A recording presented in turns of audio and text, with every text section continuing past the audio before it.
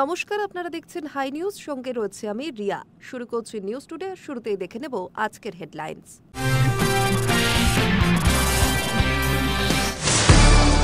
কাঠমান্ডু বিমানবন্দরে আটকে রয়েছেন 400-রও বেশি ভারতীয় নাগরিক। তাদের দেশে ফিরিয়ে আনার জন্য এবার বিশেষ বিমানের ব্যবস্থা করতে চলেছে ভারত। প্রতিকূল পরিস্থিতির মধ্যেও যাতে দ্রুত ও সুষ্ঠুভাবে ফেরানো যায় তা নিশ্চিত করতে দিল্লি ও কাঠমান্ডুর মধ্যে তৎপরতা শুরু হয়েছে। নেপালের অন্তর্বর্তী সরকারের নেতৃত্বে কে? সেনার সমর্থন লাগবে, অনুমতি দেবেন রাষ্ট্রপতি। সুশীলার সমর্থনে সই করলেন 2500-এর বেশি মানুষ। জেনজি গ্রুপ প্রস্তাব করল কুলমান ঘিসিং এর নাম। হাওড়ায় বিজেপির রাজ্য সভাপতি তথা সাংসদ শ্রমিক ভট্টাচার্যের গাড়ি ঘেরাও করে বিক্ষোভ দেখালেন তৃণমূল সমর্থিত শ্রমিকদের একাংশ। তৃণমূল বিধায়ক তথা ক্রীড়া প্রতিমন্ত্রী মনোজ তিওয়ারির নেতৃত্বে শ্রমিককে ঘিরে দেখানো হল বিক্ষোভ। পুজোর আগে নতুন করে ঘূর্ণাবর্তের জেদ দক্ষিণবঙ্গে, ফের ভিজবে কলকাতাও। উত্তরবঙ্গে অতি ভারী বৃষ্টির সম্ভাবনা। নেপালের অশান্ত পরিস্থিতির জেরে কাঠমান্ডু বিমানবন্দরে আটকে রয়েছে 400-রও বেশি ভারতীয় নাগরিক। তাদের দেশে ফিরিয়ে আনার জন্য এবার বিশেষ বিমানের ব্যবস্থা করতে চলেছে ভারত। প্রতিকূল পরিস্থিতির মধ্যেও যাতে দ্রুত এবং সুষ্ঠুভাবে ফেরানো যায় তা নিশ্চিত করতে দিল্লি ও কাঠমান্ডুর মধ্যে তৎপরতা শুরু হয়েছে। নেপালের অশান্ত পরিস্থিতির জেরে কাঠমান্ডু বিমানবন্দরে আটকে রয়েছেন 400-রও বেশি ভারতীয় নাগরিক। তাদের দেশে ফিরিয়ে আনার জন্য এবার বিশেষ বিমানের ব্যবস্থা করতে চলেছে ভারত। প্রতিকূল পরিস্থিতির মধ্যেও যাতে দ্রুত ও সুষ্ঠুভাবে ফেরানো যায় তা নিশ্চিত করতে দিল্লি ও কাঠমান্ডুর মধ্যে তৎপরতা শুরু হয়েছে। সূত্রের খবর, ভারতীয় বায়ুসেনার বিমান পাঠানোর পরিকল্পনা চলছে। এর জন্য নেপালি সেনার সঙ্গে সমন্বয় করে কাজ করছেন কাঠমান্ডুতে ভারতীয় দূতাবাসের আধিকারিকেরা। লজিস্টিক্স ও যাত্রীদের নিরাপত্তা নিশ্চিত করাই এই মুহূর্তে প্রধান লক্ষ্য। বিদেশ মন্ত্রক জানিয়েছে, গোটা পরিস্থিতির ওপর কড়া নজর রাখা হচ্ছে। ভারতীয় দূতাবাসের সঙ্গে নিয়মিত যোগাযোগ রেখে আটকে পড়া নাগরিকদের দ্রুত ফেরানোর ব্যবস্থা করা হবে।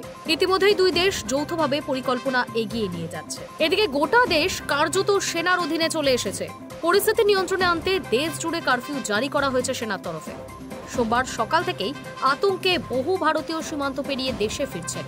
নেপালের দিকে কাকারভিটা এবং বিরাটনগর সীমান্ত দিয়ে বিক্ষোভকারীরা রাস্তা অবরোধ করে এবং যানবাহনে আগুন ধরিয়ে দেওয়ায় নিরাপত্তার স্বার্থে সাময়িকভাবে বন্ধ রাখা হয়েছে পণ্যবাহী ট্রাক চলাচল। বুধবার সীমান্তের পরিস্থিতি খতিয়ে দেখতে পৌঁছান এডিজি অজয় নন্দ, ডিআইজি মঞ্জিত সিং এবং দার্জিলিং জেলার পুলিশ সুপার প্রবীণ প্রকাশ। গোটা পরিস্থিতির উপর নজর রাখছেন উত্তরবঙ্গের আইজি রাজেশ কুমার যাদব। বর্তমান পরিস্থিতি নিয়ে এডিজি সংবাদ মাধ্যমে বলেন, কতজন ভারতীয় এখনো পর্যন্ত নেপালে আটকে রয়েছে সেই বিষয়ে তাদের হাতে পোক্ত কোনো তথ্য নেই। সংখ্যা 300 বা তার বেশিও হতে পারে, তবে বেশিরভাগের সঙ্গেই যোগাযোগ রাখা হচ্ছে। তারা আশা করেন নেপালের পরিস্থিতি খুব তাড়াতাড়ি শান্ত এবং স্বাভাবিক হবে। তারপর আলোচনা করে আটকে পড়া ভারতীয়দের ফিরিয়ে আনা সম্ভব হবে। এখন জেনজি গোষ্ঠী দাবি করেছে, নেপালের শান্তিপূর্ণ আন্দোলন ছিনতাই করে অশান্তি পাকিয়েছে বহিরাগতরা। গোষ্ঠীর দাবি, গত দুদিন ধরে যে ভাঙচুর, অগ্নিকাণ্ড, ধ্বংসাত্মক কাজ চলছে তার সঙ্গে আন্দোলনকারীদের কোনো সম্পর্ক নেই। তাদের অভিযোগ, আন্দোলনে বাইরে থেকে ঢুকে পড়া সুবিধাবাদী শ্রেণীর লোকজন জেনজির মুখে কাদা মাখাতে এসব হিংসা এবং ধ্বংস চালাচ্ছে। Hi news network. সুশীলা কারকে না বলেন্দ্র শাহ বিক্ষোভে আন্দোলনে উত্তাল নেপালের অন্তর্বর্তী সরকারের প্রধানের দৌড়ে যখন এই দুজনের নাম উঠে আসে, তখন সেই দৌড়ে আরও একজনের নাম ভেসে উঠল। তিনি কুলমান ঘিসিং। সুশীলা কারকে না বলেন্দ্র শাহ, বিক্ষোভ আন্দোলনে উত্তাল নেপালের অন্তর্বর্তী সরকারের প্রধানের দৌড়ে যখন এই দুজনের নাম উঠে আসে, তখন সেই দৌড়ে আরও একজনের নাম ভেসে উঠল। তিনি কুলমান ঘিসিং। স্থানীয় বিভিন্ন সূত্রে দাবি করা হয়েছে, অন্তর্বর্তী সরকারের প্রধান হওয়ার দৌড়ে অনেকটাই এগিয়ে রয়েছেন কুলমান। সুশীলা এবং বলেন্দ্রকে ছাপিয়ে কেন হঠাৎ করে কুলমানের নাম ভেসে উঠল? কেনই বা অন্তর্বর্তী সরকারের প্রধানের পদে কুলমানের চাহিদা বাড়তে শুরু করেছে বিক্ষোভকারীদের কাছে? কে এই কুলমান? কুলমান পেশায় ইলেকট্রিক্যাল ইঞ্জিনিয়ার, পাশাপাশি একজন পরামর্শদাতা হিসেবেও কাজ করেন তিনি। নেপালের বিদ্যুৎ দপ্তরের অধিকর্তা ছিলেন কুলমান, কিন্তু 2025-এর মার্চে ওলির সরকার কুলমানকে তার পদ থেকে সরিয়ে দেয়। যুব সম্প্রদায়ের মধ্যে কুলমানের জনপ্রিয়তাও রয়েছে। শুধু যুব সম্প্রদায় কেন, নেপালবাসী তার কাছে কৃতজ্ঞ বলে বিভিন্ন সূত্রে দাবি করা হয়েছে। নেপালের সংবাদ মাধ্যমের প্রতিবেদন অনুযায়ী কুলমানের জনপ্রিয়তার নেপথ্যের অন্যতম কারণ হল তিনি দুর্নীতির বিরুদ্ধে সরব ছিলেন। এছাড়াও তার উদ্যোগে নেপালের দীর্ঘদিনের বিদ্যুৎ বিভ্রাটের সমস্যার সমাধান হয়েছে। তার প্রচেষ্টাতেই নেপালে লোডশেডিং একেবারেই বন্ধ হয়ে গিয়েছে, আর সেই কারণেও নেপালিদের মধ্যে কুলমানের জনপ্রিয়তা রয়েছে। 1970 সালের 25শে নভেম্বর নেপালের রামেঝাপ জেলায় জন্ম কুলমানের। ভারতের সঙ্গেও কুলমানের নিবিড় যোগ রয়েছে। স্কুল জীবন নেপালে কাটলেও উচ্চশিক্ষার জন্য ভারতে আসেন কুলমান। তিনি ঝাড়খণ্ডের জামশেদপুরের রিজিওনাল ইনস্টিটিউট অফ টেকনোলজি থেকে ইলেকট্রিক্যাল ইঞ্জিনিয়ারিং নিয়ে পড়াশোনা করেছেন। তারপর নেপালের পুলচক ইঞ্জিনিয়ারিং কলেজেও পড়েন তিনি। ইলেকট্রিক্যাল ইঞ্জিনিয়ারিংয়ে তার দক্ষতা ও একজন সৎ মানুষ হিসেবে নেপালে তার যে ভাবমূর্তি তৈরি হয়েছিল, সেই ভাবমূর্তির জন্যই নেপালের বিদ্যুৎ দপ্তরের অধিকর্তার পদে বসানো হয়েছিল তাকে। 2016 থেকে 2020 পর্যন্ত কার্যকালের প্রথম মেয়াদ ছিল তার। আবার দ্বিতীয়বারের জন্য তাকে অধিকর্তার পদে বহাল রাখা হয়েছিল। বিদ্যুৎ দপ্তরের অধিকর্তা হওয়ার পরই প্রথম যে কাজটি তিনি করেছিলেন সেটি হলো নেপাল লোডশেডিং সমস্যা চিরতরের জন্য দূর করা, আর সেই কাজের জন্যই তিনি আরও জনপ্রিয় হন। অধিকর্তার পদে থাকাকালীন নেপালের বিদ্যুৎ পরিষেবায় আমূল পরিবর্তন আনে। বিদ্যুৎ উৎপাদন, বিদ্যুৎ বন্টন ব্যবস্থায় পরিবর্তন করে। বিদ্যুৎ চুরির ঘটনা বন্ধ হয় তার সময়ে। এমনকি বিদ্যুৎ বিলের ক্ষেত্রেও বদল আনে। বিদ্যুৎ আমদানি এবং রফতানির ক্ষেত্রেও আমূল পরিবর্তন আসে তার হাত ধরে। 2025 সালের মার্চে তাকে অধিকর্তার পদ থেকে সরিয়ে দেওয়া হয়। কুলমানের বিরুদ্ধে অভিযোগ ওঠে সময় মতো রিপোর্ট দিচ্ছেন না তিনি। ভারতের সঙ্গে বিদ্যুৎ ব্যবস্থা নিয়ে আলোচনার কারও অনুমতি নেননি তিনি। সরকারি নির্দেশিকা অমান্য করেছেন। এরকম নানাবিধ অভিযোগ তুলে তাকে সরিয়ে দেওয়া হয়। যদিও এই সমস্ত অভিযোগ কুলমানের ভাবমূর্তি এবং জনপ্রিয়তায় বিন্দু মাত্র আঁচড় কাটতে পারেনি। বিদ্যুৎ পরিষেবা নিয়ে নাজেহাল নেপালবাসীদের কাছে ত্রাতা হয়ে ওঠেন এই ইলেকট্রিক্যাল ইঞ্জিনিয়ার। তাকেই কি প্রধানমন্ত্রীর পদে দেখতে চান বিক্ষোভকারীরা? Hi news Network. নেপালের অগ্নিগর্ভ পরিস্থিতির উদাহরণ টেনে বিতর্কিত মন্তব্য করলেন বিজেপি নেতা অর্জুন সিং। বললেন, বেকার যুবকরা নেপাল থেকে শিক্ষা নিক। আর এই নিয়েই মুখ্যমন্ত্রীকে খুনের প্ররোচনার অভিযোগ তুলে গোটা জেলা জুড়ে প্রায় সবকটি থানায় মামলা করার কথা জানালেন ব্যারাকপুরের সাংসদ পার্থ ভৌমিক। নেপালের অগ্নিগর্ভ পরিস্থিতির উদাহরণ টেনে বিতর্কিত মন্তব্য করলেন বিজেপি নেতা অর্জুন সিং। বললেন, বেকার যুবকরা নেপাল থেকে শিক্ষা নিক। আর এ নিয়েই মুখ্যমন্ত্রীকে খুনের প্ররোচনার অভিযোগ তুলে গোটা জেলা জুড়ে প্রায় সবকটি থানায় মামলা করার কথা জানালেন ব্যারাকপুরের সাংসদ পার্থ ভৌমিক। প্রতিবেশী রাষ্ট্রের হিংসার পরিস্থিতির আবহে সংবাদ মাধ্যমের মুখোমুখি হয়ে অর্জুন বলেছেন, কবে বাংলার যুব সমাজ জাগ্রত হবে রাজ্যের এই দুর্নীতিগ্রস্ত সরকারকে উপড়ে ফেলার জন্য? আমরা অপেক্ষায় আছি। বিনা রক্ত ঝরিয়ে কোনো দুর্নীতিগ্রস্ত শাসন শেষ হয় না। অনেকে বলেন, গান্ধীজি গান বাজিয়ে দেশ স্বাধীন করেছিলেন। আমি ব্যক্তিগতভাবে তাদের এই কথা বিশ্বাস করি না। এরপরই তার সংযোজন, বেকার যুবকরা নেপাল থেকে শিক্ষা নিক। সেখানে 18 থেকে 30 বছরের যুবকরা দেখিয়ে দিয়েছে বাংলায় এমনটা হওয়ার দরকার আছে। যেদিন বাংলার যুব সমাজ জাগ্রত হবে, আমাদের মতো লোকেদের ডাকলে প্রথম সারির থেকে নেতৃত্ব দিতে রাজি আছি আমরা। ব্যারাকপুরের প্রাক্তন সাংসদের এহেন মন্তব্যের পরই পার্থর কড়া জবাব। অশিক্ষিতরা কথা বললে এরকমই বলে, বাংলাদেশ একটা রাষ্ট্র, নেপাল একটা রাষ্ট্র, আর পশ্চিমবঙ্গ একটা রাজ্য। ও কি বাংলার কথা বলে? প্রক্রান্তরে 18 থেকে 30 বছরের যৌবনকে ভারত সরকারের বিরুদ্ধে এটা করতে বলছে। কারণ দেশে তথা বিজেপি শাসিত রাজ্যগুলিতে ওখানকার মতো দুর্নীতির সমস্ত লক্ষণ রয়েছে। তা সত্ত্বেও আমরা কখনো বলবো না নেপালের মতো ভারতের অবস্থা হোক, কারণ আমরা গণতন্ত্রে বিশ্বাসী। পার্থর কথায় বাংলায় এরকম ঘটুক বলে উনি প্রক্রান্তরে মুখ্যমন্ত্রীকে খুন করার কথা বলেছেন। Hi news Network. পায়ের কাছে রবীন্দ্রনাথ ঠাকুরের ছবি, ভরা মঞ্চে বক্তব্য রাখছেন সুকান্ত মজুমদার, আর তার পায়ের কাছে রাখা রবীন্দ্রনাথ ঠাকুরের ছবি। এক্স হ্যান্ডেলে এই ছবি শেয়ার করে বিজেপির প্রাক্তন রাজ্য সভাপতিকে তোপ তৃণমূলের। পায়ের কাছে রবীন্দ্রনাথ ঠাকুরের ছবি, ভরা মঞ্চে বক্তব্য রাখছেন সুকান্ত মজুমদার, আর তার পায়ের কাছে রাখা রবীন্দ্রনাথ ঠাকুরের ছবি। এক্স হ্যান্ডেলে এই ছবি শেয়ার করেই বিজেপির প্রাক্তন রাজ্য সভাপতিকে তোপ তৃণমূলের। তৃণমূলের তোপ, আমরা রবীন্দ্রনাথ ঠাকুর এবং বঙ্কিমচন্দ্র চট্টোপাধ্যায়কে সকলের উপরে রাখি, কিন্তু বিজেপি তাদের পায়ের কাছে রাখে। একটি অনুষ্ঠানে সুকান্ত মজুমদার সাবলীলভাবে তার পায়ের কাছে রবীন্দ্রনাথ ঠাকুরের ছবি রেখে দিলেন। এটাই বিজেপির আসল বাংলা বিরোধী মুখ। কিভাবে বাংলার ঐতিহ্যকে তারা ধ্বংস করে দিচ্ছেন তা দিল্লির নেতাদের কাছে তুলে ধরতে ব্যস্ত বিজেপি নেতা। তারা আমাদের ভাষাকে অস্বীকার করেছে, আমাদের আইকনদের বিদ্রূপ, আমাদের পরিচয় নষ্টের মরিয়া চেষ্টা করছে। একে তো সুকান্ত মজুমদার একজন বাঙালি, তার উপর আবার তিনি কেন্দ্রীয় শিক্ষা প্রতিমন্ত্রী, তিনি আবার পেশাগত জীবনে একজন অধ্যাপকও। তা সত্ত্বেও কিভাবে রবীন্দ্রনাথের ছবি পায়ের কাছে রেখে রাজনৈতিক কর্মসূচি চালিয়ে গেলেন, স্বাভাবিকভাবেই উঠছে সেই প্রশ্ন।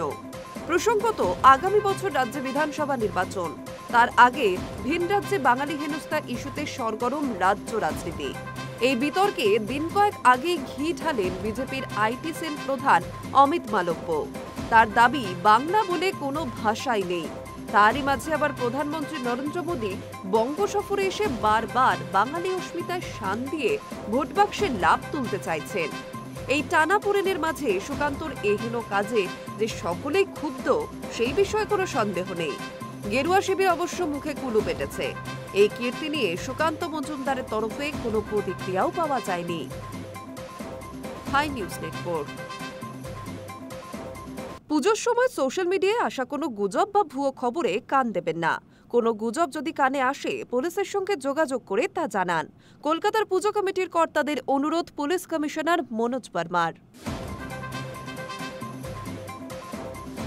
পুজোর আবহে সোশ্যাল মিডিয়ায় আসা কোনো গুজব বা ভুয়ো খবরে কান দেবেন না।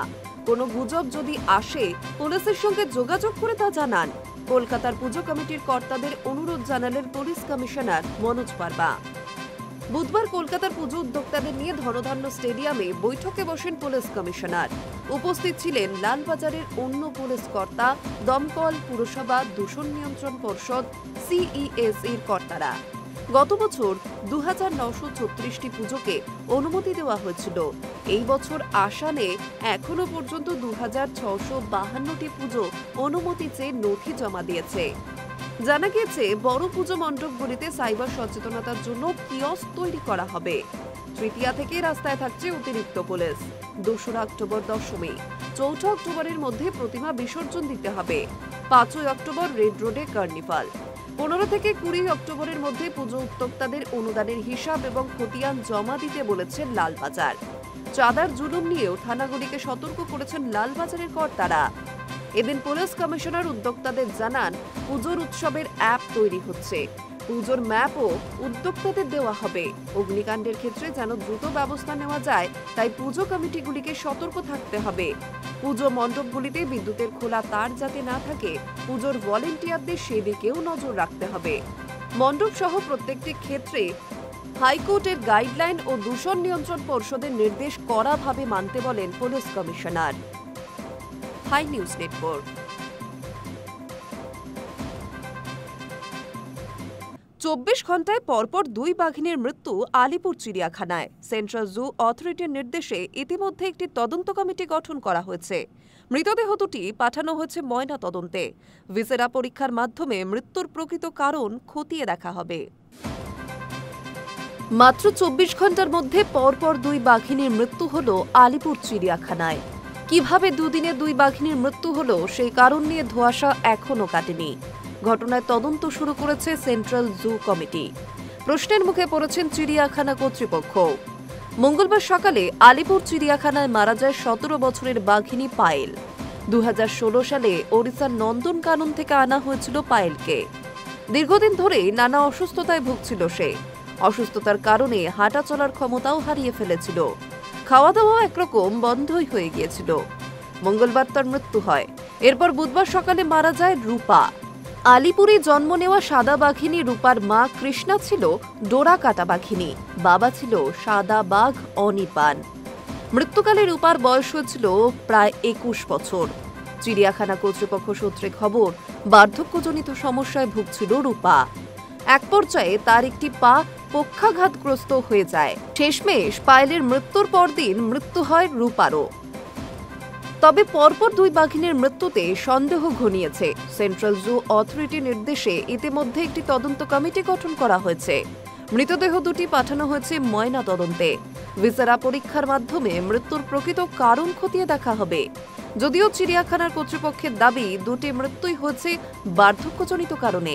তবে তদন্তের ফলাফলের অপেক্ষায় রয়েছেন বিশেষজ্ঞরা। Hi news Network. অবশেষে মুখ খুললেন পদচ্যুত নেপালের প্রধানমন্ত্রী কেপি শর্মা ওলি। গদি হারানোর জন্য সরাসরি ভারতকে দায়ী করলেন তিনি। ওলির দাবি, একাধিক সংবেদনশীল ইস্যুতে নয়াদিল্লিকে চ্যালেঞ্জ করার সাহস দেখান তিনি, আর সেই কারণেই তাকে ক্ষমতা থেকে সরতে হলো। অবশেষে মুখ খুললেন পদচ্যুত নেপালের প্রধানমন্ত্রী কেপি শর্মা ওলি। গদি হারানোর জন্য সরাসরি ভারতকে দায়ী করলেন তিনি। ওলির দাবি, একাধিক সংবেদনশীল ইস্যুতে নয়াদিল্লিকে চ্যালেঞ্জ করার সাহস দেখান তিনি, আর সেই কারণেই তাকে ক্ষমতা থেকে সরতে হলো। ঠিক কোন কোন ইস্যুর কথা জানিয়েছেন ওলি? একটি সূত্রে জানা গিয়েছে, ওলি এখন নেপাল সেনার আশ্রয়ে শিবপুরি ব্যারাকে রয়েছেন। সেখান থেকে তিনি দাবি করেছেন, ভারতের ক্ষুব্ধ হওয়ার অন্যতম কারণ লিপু লেক বিতর্ক, যে এলাকাকে নিজেদের অঞ্চল বলে দাবি করে দিল্লি। অন্যদিকে ওলির সরকার তা নেপালের এলাকা বলে দাবি করেছে। এছাড়াও অযোধ্যা তথা রামের জন্মস্থান নিয়ে ভিন্ন দাবি করায় তাকে রাজনৈতিক ক্ষমতা হারাতে হয়েছে, এমনটাই দাবি নেপালের প্রাক্তন প্রধানমন্ত্রীর। সরাসরি তিনি বলেন, অযোধ্যায় রামের জন্মস্থান নিয়ে বিরোধিতা করায় আমি ক্ষমতা হারিয়েছি। জানা গিয়েছে, নিজেদের দলের সাধারণ সম্পাদককে চিঠি লিখে ক্ষমতা হারানো বিষয়ে বিস্তারিত ব্যাখ্যা দিয়েছেন ওলি। 2020 সালের জুলাই মাসে তৎকালীন নেপালের প্রধানমন্ত্রী কেপি শর্মা ওলি ভগবান রামকে ভারতীয় না বলে নেপালি বলে দাবি করে বিতর্কের জন্ম দেন। ওলি বলেন, ভগবান রামের রাজ্য অযোধ্যা নেপালের বীরগঞ্জের পশ্চিম দিকে অবস্থিত এবং ভারত একটি বিতর্কিত অযোধ্যা তৈরি করেছে। ওলির দাবি নস্যাৎ করেছে ভারতের বিশেষজ্ঞরা। প্রসঙ্গত, গত সোমবার নেপালে ওলি সরকারের বিরুদ্ধে দুর্নীতির অভিযোগ এনে আন্দোলনে নামে জেনজি। এরপর মঙ্গলবার প্রধানমন্ত্রীর পদ থেকে ইস্তফা দেন কেপি শর্মা ওলি। বহু নেতামন্ত্রীর বাড়িতে আগুন ধরিয়ে দেয় উত্তেজিত জনতা। রাস্তায় ফেলে মারধর করা হয় মন্ত্রীদের। এখনো অশান্তি থামেনি সেখানে। ওলির পদত্যাগের পর নেপালের ক্ষমতা এখন সেনার হাতে। এর মধ্যে অন্তর্বর্তী সরকারের নেতা হিসেবে দেশটির প্রাক্তন প্রধান বিচারপতি সুশীলা কার্কির নাম ঘোষণা করেছে জেনজি। গোটা পরিস্থিতির দিকে নজর রাখছে ভারত সরকার। Hi news network. অশান্ত হয়ে উঠল ফ্রান্স। প্যারিস সহ দেশের বিভিন্ন শহরে অশান্তির আগুন ছড়ায়। শয়ে শয়ে বিক্ষোভকারী পথে নামেন। তাদের প্রশ্ন, কেন সেবাস্তিয়ান লেকার্নোকে ফ্রান্সের নতুন প্রধানমন্ত্রী হিসেবে বেছে নিয়েছেন সে দেশের প্রেসিডেন্ট ইমানুয়েল ম্যাক্রো? এর জেরেই বিক্ষোভ শুরু হয়েছে ফ্রান্সে। সব মিলিয়ে পরিস্থিতি ক্রমশ উত্তপ্ত হয়ে উঠেছে। অশান্ত হয়ে উঠল ফ্রান্স। বুধবার সকাল থেকে প্যারিস সহ দেশের বিভিন্ন শহরে অশান্তির আগুন ছড়ায়। শয়ে শয়ে বিক্ষোভকারী পথে নামেন। তাদের প্রশ্ন, কেন সেবাস্তিয়ান লেকনোরকে ফ্রান্সের নতুন প্রধানমন্ত্রী হিসেবে বেছে নিয়েছেন সে দেশের প্রেসিডেন্ট ইমানুয়েল ম্যাক্রো? অশান্তি ঠেকাতে পুলিশকে কাঁদানে গ্যাস ছুড়তে হয়েছে। পুলিশের দিকে পাল্টা ইট বর্ষণও হয়। সব মিলিয়ে পরিস্থিতি ক্রমশ উত্তপ্ত হয়ে ওঠে। সংবাদ সংস্থা এপি সূত্রে খবর, সকাল থেকে অন্তত 200 জন বিক্ষোভকারীকে গ্রেফতার করেছে পুলিশ। সব অবরোধ করো, এই দাবি তুলে বুধবার পথে নামেন প্রতিবাদীরা। অনলাইনে এই প্রতিবাদের ডাক দেওয়া হয়েছিল, তবে এই আন্দোলনের কোনো নেতৃত্ব প্রকাশ্যে আসেননি। পরিস্থিতি সামাল দিতে অতিরিক্ত বাহিনী নামানো হয়। প্রতিবাদীদের আটকাতে ব্যারিকেড দেওয়া হয় রাস্তার বিভিন্ন জায়গায়। পুলিশের তৎপরতায় বিক্ষোভের আঁচ বেশি ছড়াতে না পারলেও বিক্ষিপ্ত অশান্তির খবরও মিলেছে। বাসে আগুন ধরানো থেকে শুরু করে ট্রেনের বিদ্যুৎ সংযোগ বিচ্ছিন্ন করে দেওয়ার মতো বিচ্ছিন্ন ঘটনা ঘটেছে গোটা ফ্রান্স জুড়ে।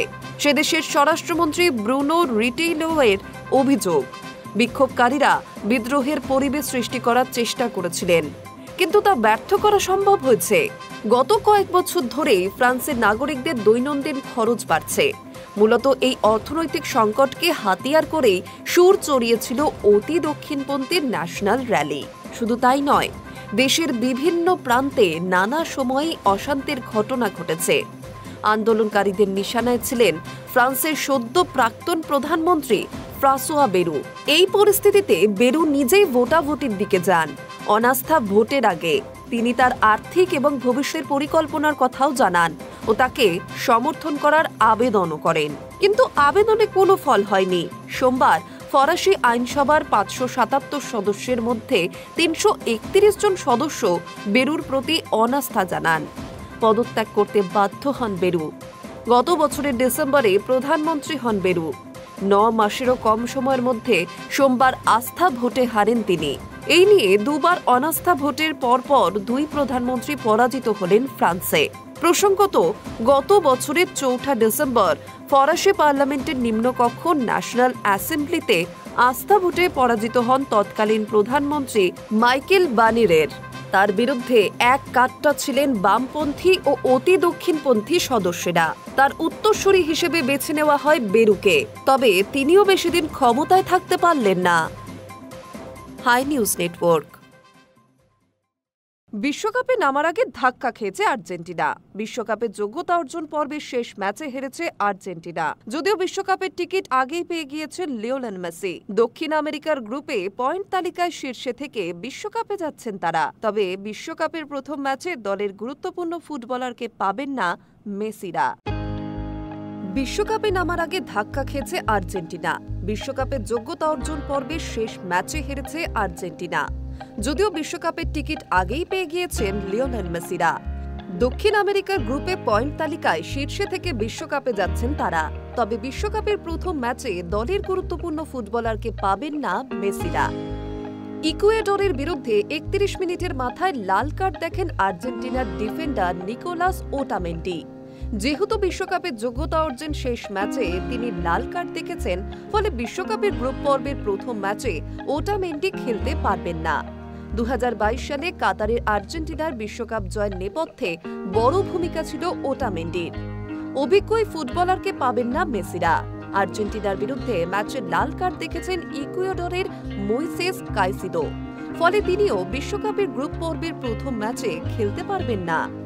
আর্জেন্টিনার বিরুদ্ধে ইকুয়েডরের হয়ে একমাত্র গোল এনার ভালেন্সিয়ার। সেই গোলই নির্ণায়ক হয়ে যায়। প্রথমার্ধের সংযুক্তি সময় একটি বল ক্লিয়ার করতে গিয়ে নিকোলাস ট্যাগলিয়াফিকো ইকুয়েডরের ফুটবলারের মুখে আঘাত করেন। পেনাল্টি থেকে গোল করেন ভ্যালেন্সিয়া। গোটা ম্যাচেই দাপট ছিল ইকুয়েডরের। আর্জেন্টিনার গোলকিপার এমিলিয়ানো মার্তিনেজ একাধিক নিশ্চিত গোল না বাঁচালে আরও বড় ব্যবধানে হারত আর্জেন্টিনা। মেসি দলের সঙ্গে ইকুয়েডরে গিয়েছিলেন, কিন্তু খেলেননি তিনি। তাকে বিশ্রাম দিয়েছিলেন কোচ লিওনেল স্কালোনি।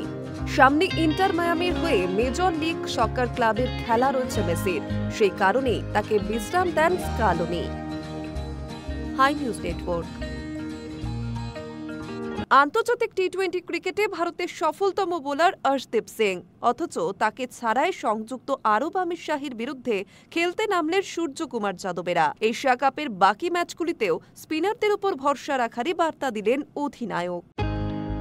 আন্তর্জাতিক টি-20 ক্রিকেটে ভারতের সফলতম বোলার অর্শদীপ সিং, অথচ তাকে ছাড়াই সংযুক্ত আমিরশাহীর বিরুদ্ধে খেলতে নামালেন সূর্যকুমার যাদব। এশিয়া কাপের বাকি ম্যাচগুলোতেও স্পিনারদের ওপর ভরসা রাখতেই বার্তা দিলেন অধিনায়ক। ম্যাচের পর সূর্যকুমার জানালেন, এখানকার পিচ সম্পর্কে দলের অনেকেরই ধারণা রয়েছে। চ্যাম্পিয়ন্স ট্রফি এখানেই খেলা হয়েছিল, তখন বেশ কিছুদিন দল এখানে ছিল। পিচ প্রায় একই রকম রয়েছে, তবে একটু স্লো পিচ রয়েছে। গরম ভালোই রয়েছে। মনে হয়েছিল স্পিনাররা ভালো করবে, তাই আমরা স্পিনারদের ওপর ভরসা রেখেছিলাম। কুলদীপ যাদব, বরুণ চক্রবর্তী, অক্ষর প্যাটেল ভালোই বল করল। জসপ্রীত বুমরা, হার্দিক পান্ডিয়া এবং শিবম দুবেরাও সাহায্য করল। বোলাররা সকলে উইকেট পাওয়ায় অর্শদীপের প্রথম একাদশে জায়গা পাওয়া নিয়ে প্রশ্ন থাকল।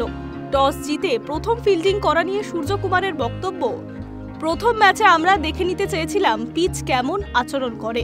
পিচের দ্বিতীয় ইনিংসে একই রকম ছিল, পরিবর্তনও তেমন হয়নি। সঞ্চালক বঞ্জরেকার মজা করে জিজ্ঞাসা করেন, এত তাড়াতাড়ি খেলা শেষ হয়ে গেল কি করে? তোমরা কি পুরো ম্যাচ ফি নেবে? জবাবে হাসতে হাসতে সূর্যকুমার বলেন, এটা নিয়ে আমরা পরে ভেবে দেখব। প্রশংসা করেন ওপেনার অভিষেক শর্মা। সূর্যকুমার বলেন, অভিষেক দুর্দান্ত ব্যাটার। 20 ওভারে ক্রিকেট ও কেন এখন বিশ্বের 1 নম্বর ব্যাটার সেটাও আরও একবার বোঝা গেল। এরপর সামনে পাকিস্তান। সেই ম্যাচ নিয়ে সূর্যকুমারকে খুব একটা চিন্তিত মনে হলো না। তিনি জানালেন, আমরা সকলে ওই ম্যাচের দিকে তাকিয়ে রয়েছি। দলের সবাই খুব ভালো উত্তেজিত। আমরা আরও একটা ভালো ম্যাচ খেলতে চাই। ম্যাচটা খেলার অপেক্ষায় রয়েছি আমরা। 7 থেকে 4 উইকেট নিয়ে ম্যাচের সেরা ক্রিকেটার হয়েছেন কুলদীপ। তিনি জানালেন, লাইন লেন্থ ঠিক রেখে সাফল্য পেয়েছেন। কুলদীপের বক্তব্য, বোলিং এবং ফিটনেস নিয়ে পরিশ্রম করেছে। ফিটনেসের জন্য কৃতিত্ব প্রাপ্য আমাদের ট্রেনার অ্যাড্রিয়ান লেরুর। এই ম্যাচে আসলে সবকিছু ঠিকঠাক হয়েছে। ক্রিকেটার এই ফরম্যাটের লেন্থ খুবই গুরুত্বপূর্ণ। ব্যাটার কি করতে চাইছে সেটা বুঝতে পারাও জরুরি। এই দুটো ঠিকঠাক হওয়ায় উইকেট এসেছে। এশিয়া কাপ ভারতের পরের ম্যাচ আগামী রবিবার। প্রতিপক্ষ সালমান আঘার পাকিস্তান। অপারেশন সিন্দুরের পর এই প্রথম 22 গজে মুখোমুখি হবে Bharat Pakistan. Hi news Network. News today এখন এই পর্যন্তই। আরও অন্যান্য খবরের জন্য নজর রাখুন হাই নিউজে।